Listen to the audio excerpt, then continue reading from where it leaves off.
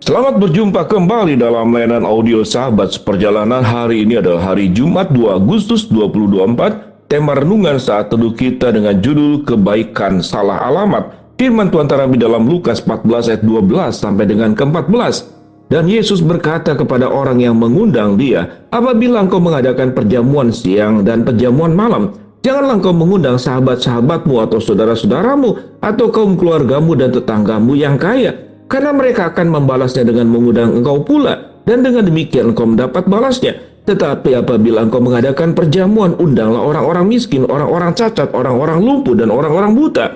Dan engkau akan berbahagia, karena mereka tidak mempunyai apa-apa untuk membalasnya kepadamu, sebab engkau mendapat balasnya pada hari kebangkitan orang-orang benar. Mari kita berdoa.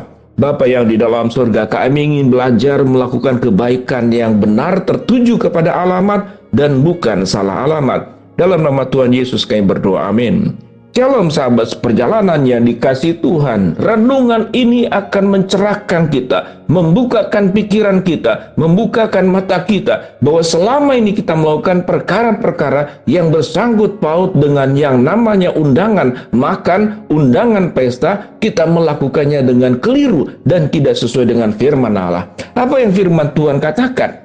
Sebelum kita membahas pada bagian ini, maka ada sebuah pertanyaan yang sahabat seperjalanan perlu renungkan. Apakah benar memberi makan orang yang sudah kekenyangan? Apakah benar memberikan selimut orang yang sudah kepanasan? Apakah benar kita memberikan katakanlah tempat duduk bagi orang yang sedang berjalan? Apakah benar kita memberikan kacamata kepada orang yang tunanetra? Dia tidak akan bisa melihat walaupun kacamata plus minus ataupun silinder. Alkitab mengajarkan, kalau engkau melakukan pesta yang dalam kehidupan kita tahu dengan jelas, kita melakukan pesta pernikahan, pesta ulang tahun, pesta mensyukuri kehadiran anak dalam rumah kita, pesta membuka toko, membuka usaha baru. Ada banyak pesta dalam kehidupan ini yang kita lakukan. Lalu siapa yang kita undang? Tentu yang kita undang adalah orang terdekat, orang terkasih. Maka itu perkara yang memang tidak salah. Tetapi firman Tuhan berkata, ada dua ekstrim. Firman Tuhan bagian atasnya dikatakan, dan Yesus berkata kepada mereka yang mengundang dia, apabila engkau mengadakan perjamuan siang atau perjamuan malam, janganlah engkau mengundang sahabat-sahabatmu atau saudara-saudaramu atau kaum keluargamu dan tetangga-tetanggamu yang kaya. Jadi artinya kalau kalimat ini diucapkan, kalau engkau punya sebuah pesta, undanglah sahabat, kerabat, keluargamu yang memang membutuhkan. Dia akan mensyukuri tatkala hadir di dalam undangan makan, undangan pesta. Mereka jauh lebih membutuhkan.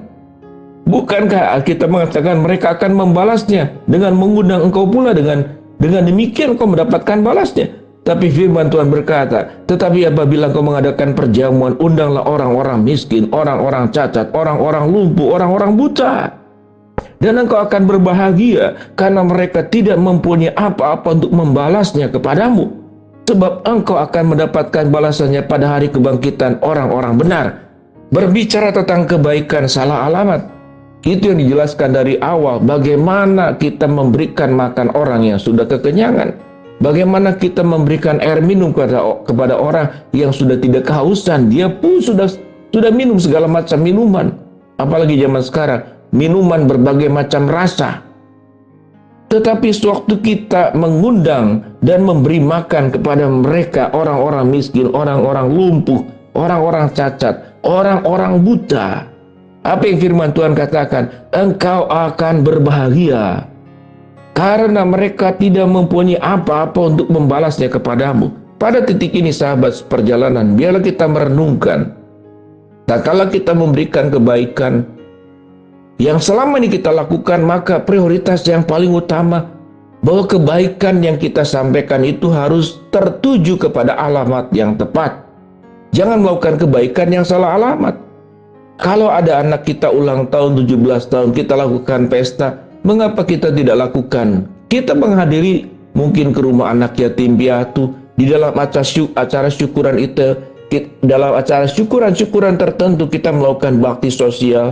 Mungkin pernikahan sederhana saja, tidak ada pesta. Lalu kita sampaikan kepada para tamu yang ada bahwa setiap dukungan finansial yang diberikan itu akan menjadi aksi sosial atau akan disumbangkan kepada kelompok-kelompok sosial tertentu atau akan disiapkan dikumpulkan. Lalu ada beberapa orang yang bertekad di setiap ada pernikahan yang terjadi dalam keluarga, mereka bertekad mungkin 10 keluarga, mungkin 20 keluarga, mungkin 30 keluarga. Kita akan mendirikan namanya itu rumah panti werda, rumah panti jompo, untuk menampung para orang tua yang tidak bisa diurus oleh anak-anaknya karena anaknya mungkin mengabaikan atau anaknya tidak sanggup mengurus orang-orang yang lansia ini. Lalu kita mengumpulkan, maka tindakan itu adalah tindakan yang tepat yang firman Tuhan katakan. Engkau tidak melakukan kebaikan kepada orang kaya, dia akan membalasnya. Tetapi engkau melakukan kebaikan kepada orang miskin, kepada orang yang tatkala engkau berbuat baik, mereka tidak sanggup membalasnya. Dan firman Tuhan katakan, maka engkau akan dibalas di satu hari kelak nanti, yaitu pada hari kebangkitan orang-orang benar. Itu yang tercantum dalam Lukas 14 ayat yang ke-14. Tentunya sahabat perjalanan, kita tidak akan melakukan ekstrim, bahwa kita tidak akan mengundang siapa-siapa. Tetapi minimal renungan yang kita renungkan saat ini itu membuka seperti dalam penjelasan tadi, membuka pikiran kita, membukakan mata kita, membukakan hati kita.